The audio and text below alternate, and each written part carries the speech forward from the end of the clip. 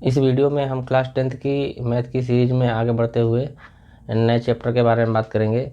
और आज जो नया चैप्टर होगा वो व्रत होगा, सर्कल। तो हम आज नए चैप्टर में व्रत के क्वेश्चनों को देखेंगे और देखेंगे उन क्वेश्चनों को हम किस तरीके से लगा सकते हैं। इस चैप्टर से क्वेश्चन जो है एग्ज़ाम में पूछे जाते हैं, तो आज हम देख लेते हैं कि इन क्वेश्चनों को हम किस तरीके से लगाते हैं। तो एक्सरसाइज आज स्टार्ट करेंगे हम। व्रत की है 10.1 व्रत सर्कल है। तो इसके कुछ क्वेश्चन जो हैं आपको दिए गए हैं। पहला क्वेश्चन दिया गया है कि एक व्रत की कितनी स्पर्श रेखाएं हो सकती हैं, तो आंसर होगा इसका अनंत। तो पहला क्वेश्चन जो है, इसके जो पहले दूसरे जो क्वेश्चन हैं वो सिंपल तरीके से ऑब्जेक्टिव क्वेश्चन टाइप के दिए गए हैं, तो आप उनको हम ऐसे बोल रहे हैं, आप लोग उसको नोट कर लें। एक व्रत की कितनी स्पर्श रेखाएं खींची जा सकती हैं, तो वो होगा अनंत। अनंत मतलब अनेक।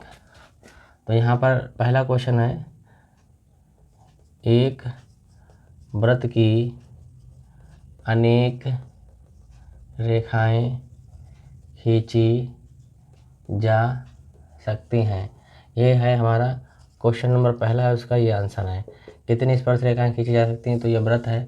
इस पे ये वाली स्पर्श रेखा, ये वाली स्पर्श रेखा, ऐसी स्पर्श, ये इस तरीके से स्पर्श रेखाएं जो है हमारी ये खींचती चली जाएंगी और ये बहुत ही पास पास जो है ये खींची जा सकती हैं। हमने ये थोड़ी सी ही बनाई है, आप लोग अगर देखेंगे तो इसकी बहुत ही स्पर्श रेखाएं जो है खींची जा सकती हैं। अनेक तरीके की, मतलब अनेक ही जो है स्पर्श रेखाएं खींची जा सकती है। पहला क्वेश्चन ये तुम्हारा कंप्लीट हो गया है। तो अब हम व्रत में कुछ चीज़ें आपको पढ़ लेते हैं। ये व्रत है। व्रत में जो ऊपर का जो ये वाला जो भाग होता है, इसको हम परिधि बोलते हैं, परिधि। बीच में इसका जो होता है उसे हम केंद्र बोलते हैं, ये केंद्र। और केंद्र से जो परिधि तक की दूरी होती है उसको हम त्रिज्या बोलते हैं, त्रिज्या। व्रत के बारे में पता होना चाहिए। तो व्रत की जो बाहरी वाला जो क्षेत्र ये होता है, बाहरी वाला जो वक्र होता है, इसको हम परिधि बोलते हैं। और ये बीच वाला सेंटर इसको केंद्र, और यहाँ से ये इसकी त्रिज्या होती है।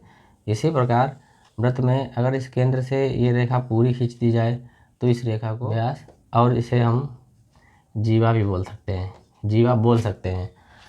अब जीवा क्या होता है वो हम बता देते हैं।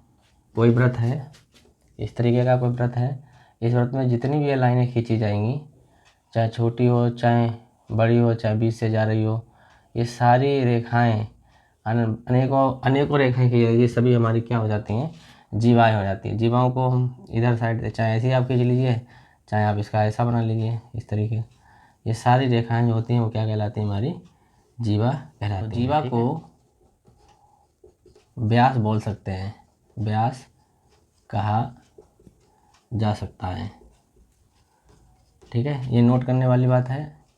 लेकिन सभी जीवा व्यास नहीं हो सकती है। ठीक है, सभी जीवा जो है वो व्यास नहीं हो सकती है। अब जैसे ये वाली जीवा है, ये व्यास नहीं हो सकती, ये भी नहीं हो सकती, ये भी नहीं हो सकती और ये भी नहीं। ये बकाए जो हैं ये सभी जो हैं जीवाएँ ये व्यास नहीं हो सकती हैं, केवल ये वाली जीवा है यही व्यास हो सकती है। तो आप इसको देख लीजिए इस तरीके से, ये कुछ इन्फॉर्मेशन है। उसके अलावा हमें क्या पता होना चाहिए, जैसे ये व्रत है। अब इसमें व्रत में ये दो त्रिज्याएं हैं जिनका नाप r है। इस वाले भाग को बोलते हैं त्रिज्यखंड। ये होता है त्रिज्य, ये वाला भाग जो होता है यहाँ से यहाँ तक, ये वाला भाग कहलाता है त्रिज्यखंड। और ये जो r होती है इसको बोला जाता है त्रिज्या बोला जाता है। ठीक है, तो आपको ये भी याद होना चाहिए। तो अब देख लेते हैं आगे क्वेश्चन किस तरीके का दिया गया है। रिक्त स्थानों की पूर्ति करनी है। क्वेश्चन क्या है, उसमें कहा गया है किसी व्रत की स्पर्श रेखा उसे कितने बिंदुओं पर प्रतिच्छेदित करती है, तो इसका आंसर होगा 1। क्योंकि कोई अगर व्रत है, तो मान लो ये व्रत है और इस पर कोई स्पर्श रेखा है, तो वो केवल एक ही बिंदु पर इसको स्पर्श करेगी, चाहे कोई भी हो, ये वाली हो चाहे ये वाली हो, तो इसको केवल एक ही बिंदु पर स्पर्श करेगी। इसका आंसर होगा 1। दूसरा है, व्रत दो बिंदुओं पर प्रतिच्छेदित करने वाली रेखा को, व्रत को दो बिंदुओं पर प्रतिच्छेदित करने वाली रेखा को क्या बोलते हैं, जीवा। तो व्रत है, इस पर इसको दो बिंदुओं पर प्रतिच्छेदित, मान लो दो बिंदु ये हो सकते हैं, ये वाले हो सकते हैं, या ये वाले हो सकते हैं 2 बिंदु, या बीच से हो सकते हैं। तो कोई भी मतलब ये 2 बिंदु हो सकते हैं जो इस वृत्त को 2 भागों में 2 बिंदुओं पर काटती है। मतलब कोई भी एक रेखा जो है वह वृत्त पर 2 बिंदुओं पर काटती है तो उसे बोलते हैं जीवा। तो इसका आंसर होगा जीवा। ठीक है, एक वृत्त को 2 बिंदुओं पर प्रतिच्छेद करने वाली रेखा जो होती है वो जीवा कहलाती है। ये क्वेश्चन हो गया तुम्हारा। एक वृत्त की समांतर स्पर्श रेखाएं हो सकती हैं, एक वृत्त की समांतर स्पर्श रेखाएं हो सकती हैं 2। ये क्वेश्चन होगा 2। एक वृत्त है, इसकी समांतर रेखाएं कितनी हो सकती है? जैसे समांतर क्या होती है, एक समांतर रेखा, एक स्पर्श रेखा ये है और दूसरी स्पर्श रेखा ये है, लेकिन ये दोनों समांतर नहीं है, ये लंबवत हैं, तो ये तो होगी नहीं। तो समांतर मतलब है दोनों पटरी की लाइन तरह सीधी हो। तो समांतर रेखा केवल 2 ही हो सकती हैं एक वृत्त में, इसके अलावा 2 से ज़्यादा नहीं हो पाएंगी। ठीक है, अगर ये वाली खींची है आपने तो इसके समांतर ये वाली खींचनी होगी, तो इस तरीके से ये 2 रेखाएं हो जाएंगी। ऐसे देखेंगे तो ये 2 समांतर हैं, ऐसे देखेंगे तो ये 2 समांतर हैं। तो ये वाला क्वेश्चन हो गया। अगला है वृत्त तथा उसकी स्पर्श रेखा के उभयनिष्ठ बिंदु को, इस वृत्त तथा उसकी स्पर्श रेखा के उभयनिष्ठ बिंदु को कहते हैं तो स्पर्श बिंदु बोला जाता है। इस बिंदु को बोला जाता है स्पर्श बिंदु। जो स्पर्श रेखा इसको टच कर रही है इसे बोलते हैं स्पर्श बिंदु। यही पूछा गया क्या नाम होता है इसका, तो आप बता देंगे इसका नाम होता है स्पर्श बिंदु। ठीक है, इस तरीके से क्वेश्चन हमारा कंप्लीट हो गया है, क्वेश्चन नंबर 2। और ऑब्जेक्टिव टाइप का क्वेश्चन था, बहुविकल्पीय टाइप का, आप उसको देख लेंगे। ठीक है, तो देखते हैं क्वेश्चन को। क्वेश्चन नंबर 3 है 5 सेंटीमीटर त्रिज्या वाले एक वृत्त के बिंदु पर स्पर्श रेखा। तो क्वेश्चन हम लिख देते हैं 5 सेंटीमीटर त्रिज्या वाले एक वृत्त के बिंदु पर, क्वेश्चन हम लिख देते हैं 5 सेंटीमीटर त्रिज्या वाले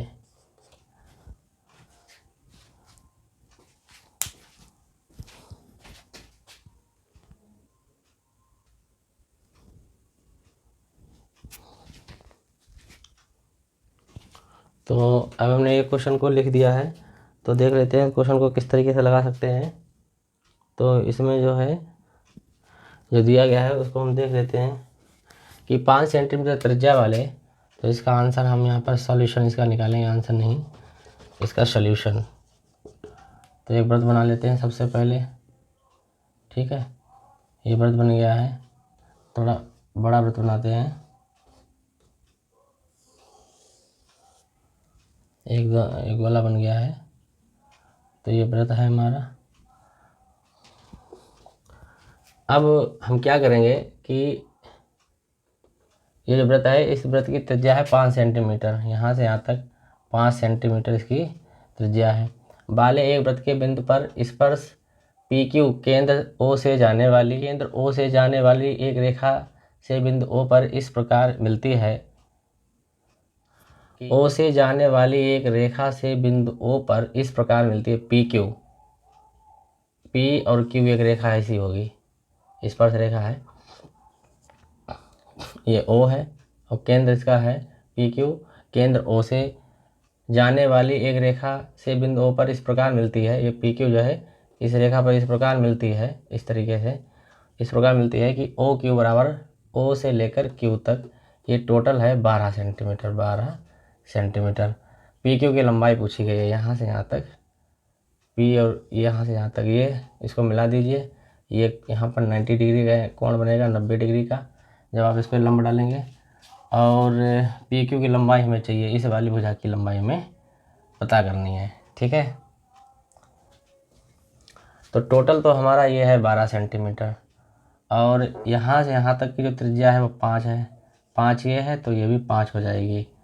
तो ये तो हमारी 5 की हो गई यहाँ से यहाँ तक, क्योंकि ये त्रिज्याएँ समान हैं, तो ये तो 5 गए, लेकिन टोटल दूरी कितनी है हमारी 12 है, तो हमें ये दूरी चाहिए होगी। तो यहाँ पर त्रिभुज बन रहा है OP और Q एक समकोण त्रिभुज है। तो इसमें पाइथागोरस प्रमेय लगा दीजिए। पाइथागोरस प्रमेय से PQ का मान निकल आएगा, क्योंकि पाइथागोरस प्रमेय क्या होती है? कर्ण का स्क्वायर बराबर लंब का स्क्वायर प्लस आधार का स्क्वायर। अब हमें क्या करना है, ये हमें देखना है कि कोण के सामने वाला हमेशा ये जो है ये लंब होता है, ये 90 डिग्री के सामने वाली भुजा ये कर्ण कहलाएगी, ये कर्ण हो जाएगा। इसको आप आधार की कह दीजिए और इसको जो है लंब कह दीजिए या आधार इसको मान लो, और इसको क्या मान लेते हैं? लंब। तो अब हम इसको जब हल करेंगे तो कर्ण का स्क्वायर मतलब हो जाएगा 12 का स्क्वायर, लंब का मतलब हो जाएगा, लंब है यही हमें पी क्यू निकालना है, पी और क्यू, और आधार का मतलब ये है पी ओ, पी से लेकर ओ तक है ये दूरी, तो 12 12 में 144, ये हो जाएगा पी क्यू का स्क्वायर प्लस पी ओ की दूरी है 5, तो ये 5 स्क्वायर हो जाएगा। 144 बराबर पी क्यू स्क्वायर प्लस 5 25 हो जाएगा। थोड़ा इसको जब हल करेंगे तो 25 इधर आ जाएंगे, तो 144 माइनस 25 बराबर हो जाएंगे पी क्यू स्क्वायर। 144 हटा के देखिए, 14 में से 5 गए तो 9 बचे, और 3 में से 2 जाएंगे तो 1 और 1, तो ये पी क्यू का स्क्वायर बराबर हो जाएगा 119, तो पी क्यू बराबर हो जाएगा √119 सेंटीमीटर। इसकी जो लेंथ होगी वो √119 सेंटीमीटर है। यही हमें क्वेश्चन में निकालना था, जो कि हमें मिल गया है। ठीक है, तो आप इसको देख लीजिए क्वेश्चन नंबर 3, ये आपका आंसर हो गया। अब देख लेते हैं अगला नेक्स्ट क्वेश्चन, क्वेश्चन नंबर 4। देखते हैं उसको किस तरीके से हल कर सकते हैं।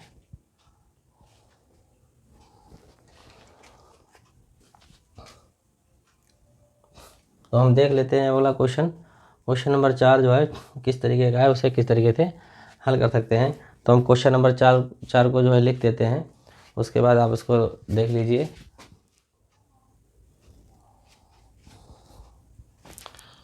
तो क्वेश्चन को हमने लिख दिया है, देख लेते हैं क्वेश्चन को हम किस तरीके से लगा सकते हैं। आसान क्वेश्चन दिया है, एक वृत्त खींचिए। तो चलो हम सबसे पहले एक वृत्त खींच लेते हैं। अब एक वृत्त खींचिए, तो सबसे पहले एक वृत्त खींच लिया है, और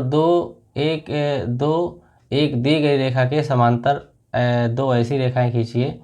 2 खींचनी है, 2 एक दी गई रेखा के समांतर। कोई एक रेखा दी गई है, मान लो ये वाली रेखा दी गई है, इसे बोलते हैं दी गई रेखा। इस दी गई रेखा के समांतर 2 ऐसी रेखाएं खींचिए, इसी के समांतर 2 ऐसी रेखाएं खींचिए कि उनमें से एक स्पर्श रेखा हो। तो एक स्पर्श रेखा, चलो ये हो गई, इसे बोलेंगे स्पर्श रेखा, ये हो गई हमारी स्पर्श रेखा। इस वाले बिंदु को बोलते हैं स्पर्श बिंदु, हमने अभी पढ़ा था स्पर्श बिंदु। ठीक है, बिंदु रेखा हो तथा दूसरी छेदक रेखा हो। तो दूसरी छेदक रेखा मतलब दूसरी इसके अंदर से ऐसे होकर जाएगी, इसे बोलते हैं छेदक रेखा। तो ये क्वेश्चन था कि एक वृत्त खींचिए, तो एक वृत्त बना लिया है, और 2 एक दी गई रेखा के समांतर, तो 2 रेखाएं खींचनी है, एक दी गई रेखा के समांतर बनानी है। तो इस दी गई रेखा के समांतर ये दोनों रेखाएं हो गई, जिसमें से पहली हो गई स्पर्श रेखा और दूसरी हो गई हमारी छेदक रेखा। तो क्या इनमें से एक स्पर्श रेखा हो तथा दूसरी छेदक रेखा हो, तो ये स्पर्श रेखा हो गई, और ये छेदक मतलब इसको जो है मतलब इससे निकलती हुई, इसे काटती हुई निकले, इसे बोलते हैं छेदक रेखा। तो इस तरीके से क्वेश्चन नंबर 4 जो हमारा पूरा कंप्लीट हो गया है। तो इस वाली एक्सरसाइज में जो है बस इतना ही क्वेश्चन है। एक्सरसाइज 10.1 में 4 क्वेश्चन थे, जो कि हमने आप लोगों को करवाए हैं। अब इसके बाद जो है अगला जो इसकी अगली एक्सरसाइज है, उसको जो है नेक्स्ट वीडियो में कंप्लीट करवाएंगे। तो आज की वीडियो में बस इतना ही रखते हैं। तब तक के लिए धन्यवाद।